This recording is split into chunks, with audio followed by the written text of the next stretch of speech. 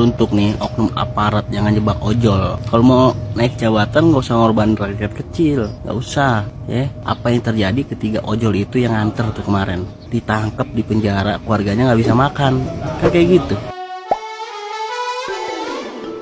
Hola netizen yang tercinta. Viral video ojol bernama Makmuri di kota Bandar Lampung mengaku dijebak polisi untuk mengirim paket narkoba pada Rabu 24 Juli 2024. Awalnya ia mendapat pesanan mengantarkan paket berisi baju bayi. Saat mau mengambil barang itu, ia malah curiga kenapa pakaian tersebut lusuh. Saat Makmuri memeriksa detail pakaian itu, ia menemukan sabut terbungkus plastik klip kecil terselip. Setelah melapor ke BNN, Makmuri langsung diantar ke rumahnya dan sesampainya di sana sebuah mobil sudah menunggu. Makmuri pun sempat digeledah oleh polisi setelah melapor. Setelah BNN melihat barang pesanan itu, benar ditemukanlah sabu. Setelah ucapan Makmuri viral, Kepala BNN Provinsi Lampung Brigjen Pol Budi Wibowo langsung membantah kalau polisi berupaya menjebak seorang ojol. Meski begitu, dia membenarkan bahwa si pemesan paket memang seorang polisi berumur 30 tahun yang mau memakai narkoba dan akhirnya cerita ini dikesankan seperti penjebakan. Kini Polda Lampung pun mengambil alih kasus ini dan memeriksa si polisi. Hasil urin si pemesan pun positif menggunakan narkoba. Di keterangan aplikasi itu baju bayi. Setelah saya terima, saya lihat-lihat, kok itu agak mencurigakan. Saya buka dulu, saya goyang-goyangin, kok ini baju lusuh, baju perempuan jelek. Saya ikat lagi, saya buru-buru ke sini untuk cari saksi. Kebetulan teman saya. Setelah itu saya foto ngambil videonya saya nggak tahu gimana karena saya nggak sempat megang handphone sih. Lalu saya lapor ke BNN agar supaya ditindak lanjut dan saya juga aman Pak. Dari BNN diantarlah ke Kemiling, perumahan Karoma Jaya 3. Nah sesampainya di sana, sebelum kami masuk itu sudah ada mobil nunggu satu di depan. Saya nggak tahu itu mobil dari mana. Masuklah kami, saya nunggu agak jauh. Nah mulailah penggerebekan di rumah itu. Saya penggerebekan, yang tibalah mobil yang putih di depan tadi masuk.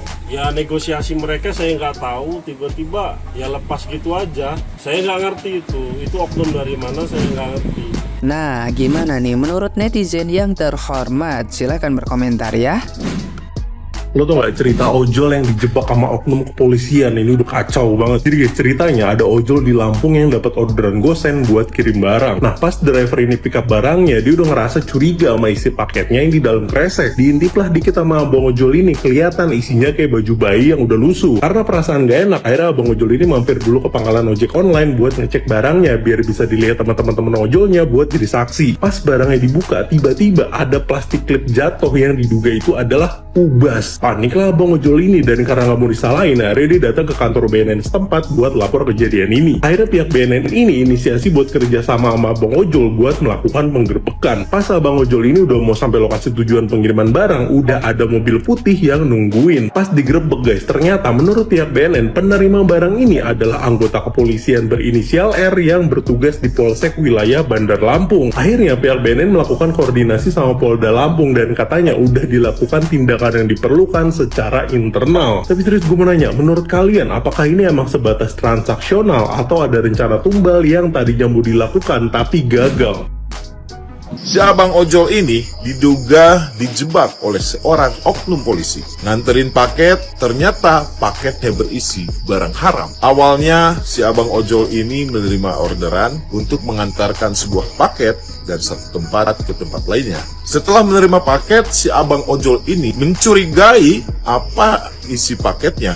Karena di dalam aplikasinya terbaca pakaian bayi. Begitu dilihat, bukan pakaian bayi, tetapi hanya ada pakaian lusuh perempuan.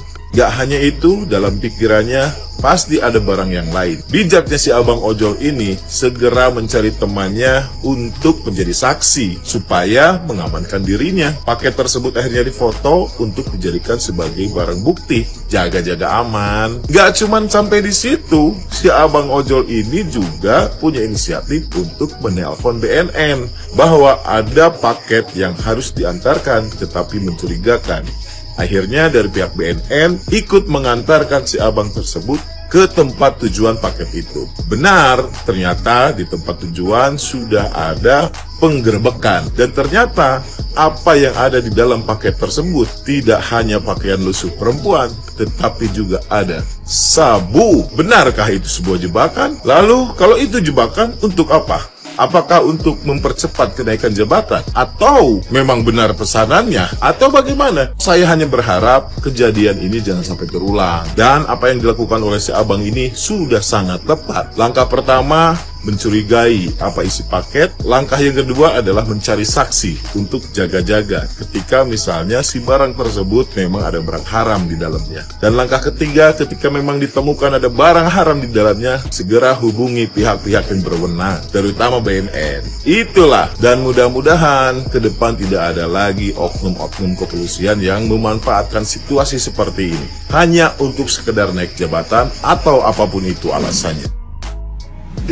Mana mungkin, aku nggak percaya aku yang berita-berita gini-gini. Polisi di Indonesia adalah polisi terbaik, nggak mungkin ada jebak-jebak. Nggak percaya aku nih bang, abang jangan ada-ada aja bang. Abang bilang abang dijebak antar sabu, mana mungkin bang.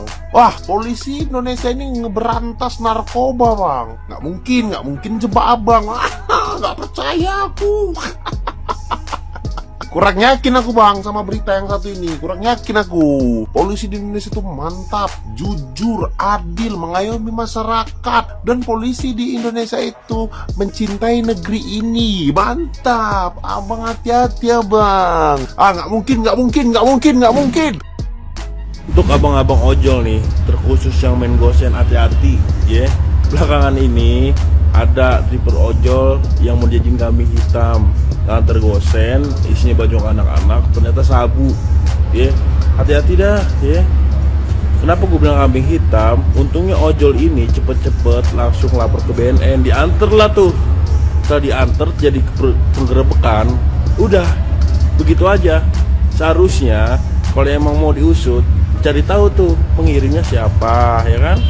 Terus kenapa mau diantar ke rumah itu, kenapa? Harusnya kayak gitu, ya? Nggak habis pikir nih. Masa gue ngomong oknum lagi sih anjing? Kenapa sih? Aduh, mau naik jabatan apa bagaimana ceritanya? Coba dah. Teruntuk nih oknum aparat yang ngejebak ojol, gue pengen nanya, kalau mau naik jabatan nggak usah ngorban rakyat kecil, nggak usah ya. Apa yang terjadi ketika ojol itu yang nganter tuh kemarin ditangkap di penjara, keluarganya nggak bisa makan, kan kayak gitu.